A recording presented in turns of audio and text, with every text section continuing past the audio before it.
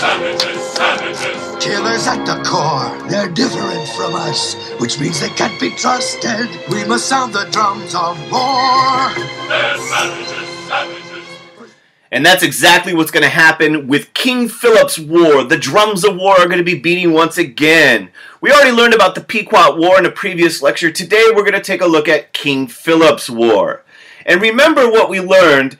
After the Pequot War in 1637, there's this uneasy peace for a few decades. The colony of the New England region, the colonies rather, are growing, and there's lots of people coming over, men, women, and children. Remember, they're doing their Puritan thing. They have their small town settlements with the importance, of course, of the church, of education, so people could read the Bible, and you have the town hall meetings where you have all male church members with this direct democracy, and all this stuff's going really well, but you still got the presence of native people. The indigenous people don't disappear. And there was an attempt amongst the Puritans to try to address their continued presence. And it goes into this, hey, why don't we convert them? Welcome to the church, volume 2.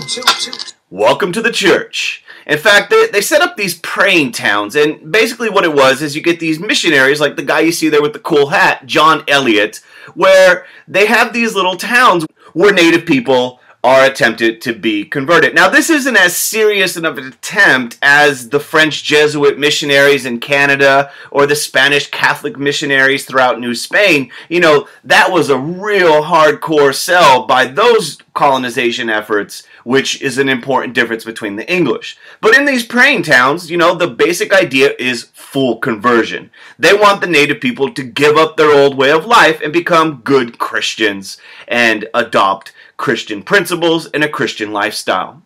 And you see in this Bible, it's translated into the native language, and they do have some success. You do have some praying Indians, quote unquote, that adopt Christianity. Now, not as serious of an attempt as the French or the Spanish. Now keep in mind, this is happening, and the colony continues to grow. And one of the big problems for native people in the effort to defend their native land is the lack of intertribal unity. Prior to the British colonies even being established in 1620 at Plymouth, disease had already wreaked all sorts of havoc amongst the native people along the East Coast. They had come into contact with fishermen from Europe, and disease was reducing their population numbers. But even before that, there was traditional native rivalries. And this lack of unity is going to be a big problem, because now you have the Europeans, and they're there, the Puritans are there, and they are expanding on native land, and there's a difficulty in joining together under one command to try to mount a resistance. However, that is going to change when a guy starts cooking up a plan named If you smell what the rock is cooking. Metacom. And I throw out a picture of the Rock because he's just Metacom, King Philip, as the Europeans referred to him as. Metacom is kind of a badass dude. And those are two images of what he supposedly looked like. And Metacom is the chief of the Wampanoag tribe in the region. And he has a goal. His father passes away, he takes over leadership, and he wants to push out the settlers, the colonists, from his territory. The same old conflicts are there. Livestock, cows and pigs are trampling on native crops. There's conflict over land rights and land ownership. There's the shrinking of the hunting grounds of the native people. And there's all sorts of tensions. And he, Metacom, starts getting the tribes in the region. He starts convincing them that perhaps they should join forces. They have no common government. There's tribal tensions. There's distinct cultures amongst these people, but yet Metacom is very effective at kind of putting together this alliance. And what ends up happening, he starts making some plans. Now, a Christian Indian, a so-called praying Indian, tells the colony, he's like, yo, dude, this guy Metacom is up to something. He's planning something. And of course, Metacom, like, you know, pulls the shaggy, it wasn't me. And he says, no, I wasn't, but what ends up happening is the Christian Indian that ends up ratting on Metacom gets murdered.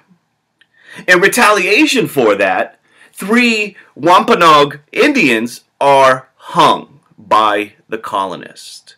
And in response to all this, in 1675, the immediate or the kind of the spark of this whole thing is the hanging of these 3 Wampanoag tribesmen. But really, it's all these underlying tensions. And what you get is the last stand. And in 1675, the native people, led by their leader Metacom, King Philip, as the settlers, the colonists called him, basically send a message to the colonists: you don't belong and we're not going to take it. You don't belong. Oh, we're not gonna take it. And this begins what is known as King Philip's War. And what's important about King Philip's War is that the native people, unlike the Pequot War, are somewhat united. They have more weapons than before. They had been trading with the Europeans for a lot longer now. They have guns, and they hit the New England colonies hard. Over half of the settlements, 52 towns, are attacked during King Philip's War. 12 are completely destroyed. Hundreds and hundreds of colonists are killed, especially along the frontier out here in the boonies, so to speak, away from cities like Boston. You get all these little towns hit. And there's huge fear in the colonies because the natives are able to mount this huge resistance in 1675, 1676, and the colonists seem almost powerless to deal with this. Now, fortunately for the colonists, they had created this kind of confederation called the New England Confederation, where they're basically saying to one another, let's stay together.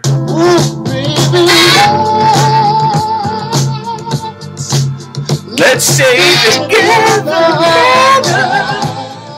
And this New England Confederation was around, I think, like since the 1640s. This date's not important, but it was a political and military alliance between all the different New England colonies, except for your boy, Rhode Island, who's crossed out there. And remember, Rhode Island always kind of did things their own way.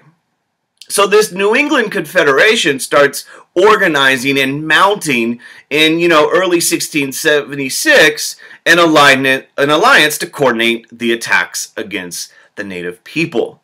Now, important thing about the New England Confederation for you APUSH people out there is this is really an example of the colonies bonding, so to speak.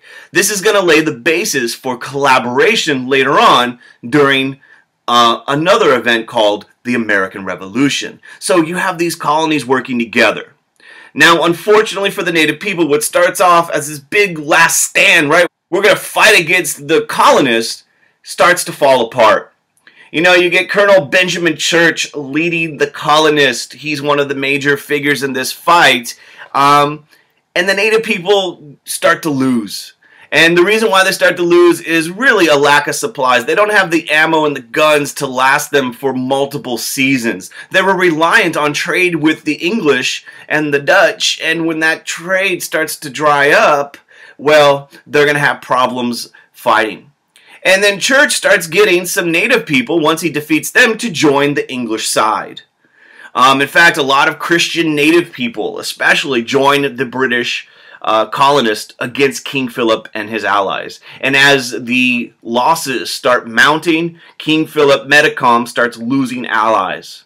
And of course, then the big event happens. There's the great swamp fight, a really bloody, brutal fight where lots of people are killed. But King Philip eventually is killed.